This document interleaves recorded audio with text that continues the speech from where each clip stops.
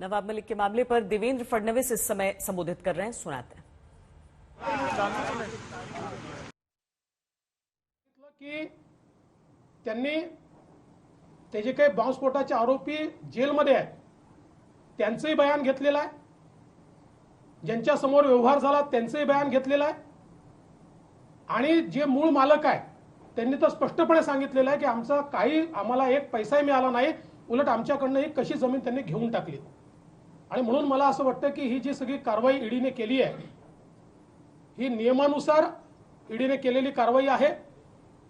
यातला terror फंडिंगचा angle अतिशय स्पष्ट दिसतो आहे आणि अशा प्रकारे मुंबई बॉम्बस्फोटाच्या अपराध्यांशी आणि दाऊद जो या देशाचा सगळ्यात मोठा शत्रू आहे तो किंवा त्याच्या बहिणीशी व्यवहार करणं याचं समर्थन कसं केलं जाऊ शकतं हा माझा या ठिकाणी अतिशय स्पष्ट सवाल आहे। आणि ईडीने या संदर्भातले पुरावे हे कोर्टाला दिल्यामुळेच कोर्टाने या संदर्भातली जी काही त्यांची कस्टडी आहे ती ईडीला दिलेली आहे। मला असं वाटतं की या संपूर्ण प्रकरणामध्ये अतिशय ही गंभीर आहे। कुठल्याही राजकीय पक्षाने राजकारण न करता अशा प्रकारे जर टेरर फंडिंग होत असेल आणि मुंबई बॉम्बस्फोटाच्या आरोपींकडनं अशा प्रकारे त्यांच्याशी संगनमत करून जमिनी घेतल्या जात असतील आणि तो पैसा हसैना पारकर किंवा दाऊदला जात असेल तर याचा निषेधच केला पाहिजे।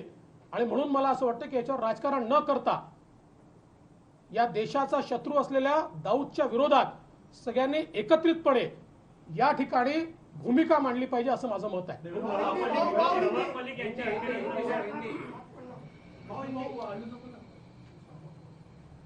महाराष्ट्र के मंत्री श्रीमान नवाब मलिक जी पर जो कार्रवाई आज हुई है इसमें ईडी ने कोर्ट में पूरी सत्यता उसके सामने रखी है। ये करोड़ों रुपए की जमीन, सैकड़ों करोड़ या हजार करोड़ रुपए की जमीन किस प्रकार से अंडरवर्ल्ड के माध्यम से नवाब मलिक इन्होंने खरीदी इसका सारा कच्चा चिट्ठा सामने आया है। विशेष रूप से जिनकी जमीन थी उस महिला ने बयान देकर ईडी को यह बताया कि उनको इसमें एक भी पैसा नहीं दिया गया, उल्टा उनको यह कहा गया था कि अतिक्रमण निकालने के लिए एक पावर ऑफ अटर्नी दीजिए और उसके बाद उनको डराया धमकाया गया और एक अलग पावर ऑफ अटर्नी तैयार करके उनसे जमीन हथियाई गई। इसमें महत्व का मुद्दा यह है कि यह जमीन जो ली गई है, जिन्होंने इस जमीन को हथियाया और वो पावर ऑफ अटर्नी के माध्यम से अपना नाम उस पर क्रिएट किया, वो एक शाह वली खान है जो मुंबई बम विस्फोट के आरोप में जेल में है और उनको उम्र कैद की सजा हुई है। दूसरे सलीम पटेल है जो हसीना पारकर के फ्रंटमैन थे और उनके नाम से दाऊद इब्राहिम जो इस देश का दुश्मन है वो इस प्रकार से मुंबई में जमीनों के व्यवहार करके उसके माध्यम से मनी लॉन्ड्रिंग करके टेरर फंडिंग करता था। और इस मामले में जब कुछ लिंक्स ये एनआईए को मिले और ईडी को मिले तो उन्होंने इब्राहिम कास्कर जो दाऊद इब्राहिम का भाई है उसको भी अरेस्ट किया और इन सारे लिंक्स को एस्टैब्लिश करते हुए ये उनके ध्यान में आया। करीब 9 जगह उन्होंने छापे मारे और उसमें से ये सारी चीजें ध्यान में आई जो आज उन्होंने कोर्ट में कही है। इस मामले में ये हजारों करोड़ रुपए की जमीन मात्र 30 लाख रुपए में खरीदी गई, लेकिन वो भी पैसा जमीन के मालिकों को नहीं गया। और ईडी ने यह भी बताया कि इसमें 55 लाख रुपए ये सीधे हसीना पारकर को मिले जो दाऊद की बहन थी और उसका सारा रियल एस्टेट का बिजनेस यहां पर संभाल रही थी।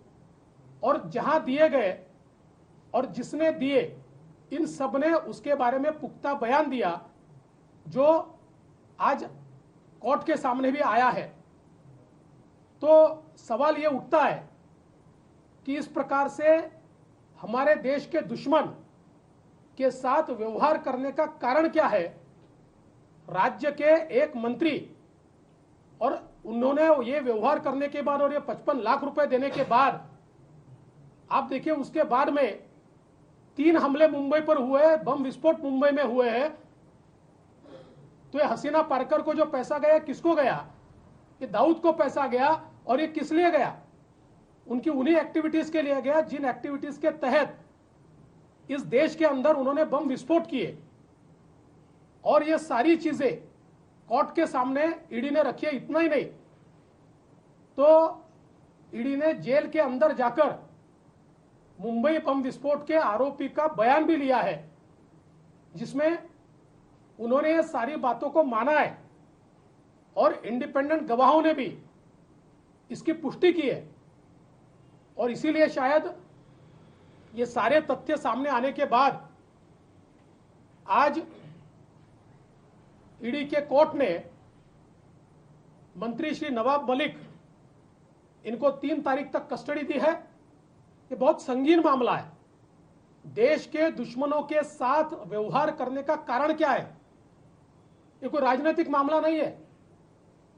राजनीति में हम एक दूसरे के ऊपर छीछालेदार करते रहेंगे, लेकिन अगर कोई देश के दुश्मन के साथ सौदा करता है और सारा रिकॉर्ड पर है, और ऐसा रिकॉर्ड पर सौदा होता है और साथ में सीधे पैसे अगर हसीना पारकर को वहां मिलते हैं, दाऊद को मिलते हैं, तो मुझे ऐसा लगता है कि ईडी को यह कार्रवाई करनी पड़ेगी और सभी राजनीतिक दलों ने इस कार्रवाई का समर्थन करना चाहिए।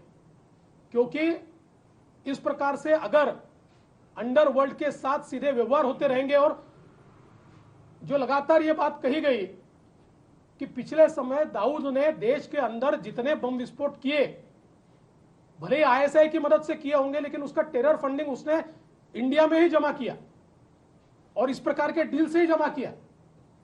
इस प्रकार से अंडरवर्ल्ड के ऊपर और बड़े पैमाने पर उस जमाने में जो व्यवहार जमीनों के किए गए अंडर वैल्यूएशन करके, और उसमें जो ब्लैक मनी दिया गया, वो ब्लैक मनी ये टेरर फंडिंग में इस्तेमाल किया गया। और इसलिए मुझे लगता है कि आज की जो कार्रवाई है उसको कोई तरीके से राजनीतिक कार्रवाई नहीं कहा जा सकता।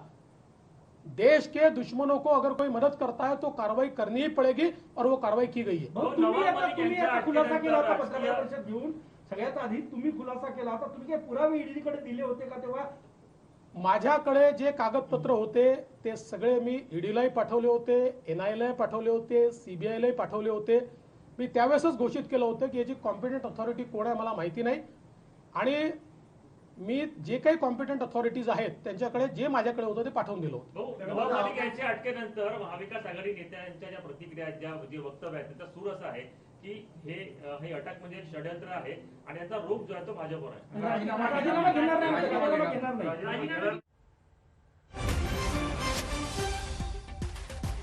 तो देवेंद्र फडणवीस खुलकर जिस तरह के आरोप लगा रहे हैं, नवाब मलिक पर फर्क उसका पड़ नहीं रहा है, और वो जो अब हवा में लहराते हुए हाथ दिखते हैं तो वो स्पष्ट हो जाता है।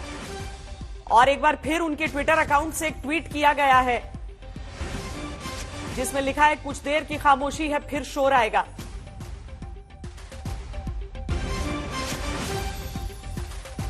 दिन में भी नवाब मलिक जब गिरफ्तार किए जा रहे थे तो उन्होंने ट्वीट किया था